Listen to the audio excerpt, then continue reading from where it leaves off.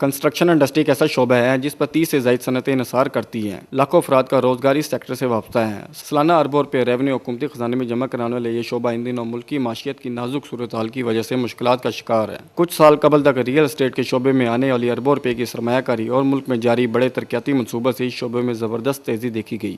ہزاروں افراد کو روزگار حاصل ہوا، لیکن ریئل اسٹیٹ کے شعبے کے سست رویے اور ملک میں کوئی نیا میگا پروجیکٹ شروع نہ ہونے کی وجہ سے تعمیراتی شعبے کو دھچکا لگا۔ کنسٹرکشن انڈسٹری جو ہے جی، یہ تو کسی ملک کی جو ڈیولپمنٹ کی رفتار ہوتی ہے، پیس ہوتی ہے، اس کے ساتھ چلتی ہے نا جی۔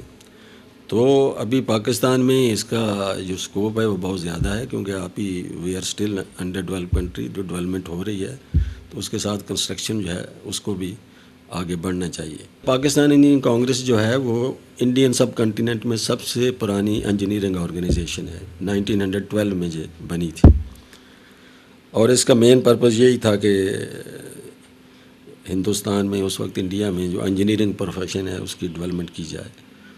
تو اس کے پلیٹ فارم کے اوپر بڑی نئی نئی تھیوری ہیں جو تھیں، وہ یہ جو آپ کے براج اور نہریں بنتی ہیں، جن تھیوریوں پہ وہ لیسی کینیڈیز کی تھیوری تھی، وہ ساری کانگریس کے پلیٹ فارم پہ ڈسکس ہوتی رہی، یہیں انڈیا میں ڈیولپ ہوئی تھی۔ ملک کی کنسٹرکشن انڈسٹری نے وقت کے ساتھ اپنے آپ کو بڑا امپروو کیا اور دنیا میں استعمال ہونے والی نئی ٹیکنالوجی کو اپنایا۔ تاہم عالمی کنسٹرکشن اسٹینڈرڈز کو نظر انداز کرنے سے جہاں تعمیرات کی مضبوطی اور زندگی میں فرق آیا، وہیں پر کنسٹرکشن انڈسٹری سے وابستہ افراد کی شہرت کو بھی ناقابل تلافی نقصان پہنچا۔ فارمولہ تو فالو ہی نہیں کیا جاتا نا، جو آپ کی پرائیویٹ بلڈنگز بنتی ہیں اس میں تو کوئی کنسیپٹ ہی نہیں۔ اب جیسے ہے کہ کنکریٹ استعمال ہوتا ہے اس میں، تو کنکریٹ کا باقاعدہ مکس ڈیزائن ہوتا ہے، اس میں تین چیزیں استعمال ہوتی ہیں نا، ایک تو سیمنٹ استعمال ہونا ہے، دوسرا وہ ایگریگیٹ جس کو بجری کہتے ہیں عام زبان میں، وہ استعمال ہونی ہے، اور پھر پانی ہونا ہے استعمال۔ تو پہلے ان تینوں چیزوں کے ٹیسٹ کیے جاتے ہیں۔ جو بڑے پروجیکٹ ہوتے ہیں ان میں پانی بھی ٹیسٹ ہوتا ہے، کیونکہ اگر پانی میں نمکیات زیادہ ہیں تو that will not be fit for use.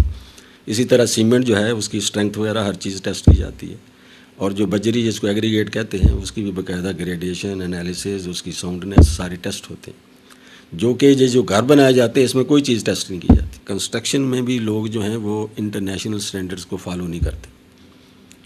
جب تک آپ انٹرنیشنل سٹینڈرڈز فالو کرنے شروع نہیں کریں گے، اس وقت آپ کی انڈسٹری جو ہے وہ انٹرنیشنل لیول پہ اوپر جا کے کمپیٹ نہیں کر سکے۔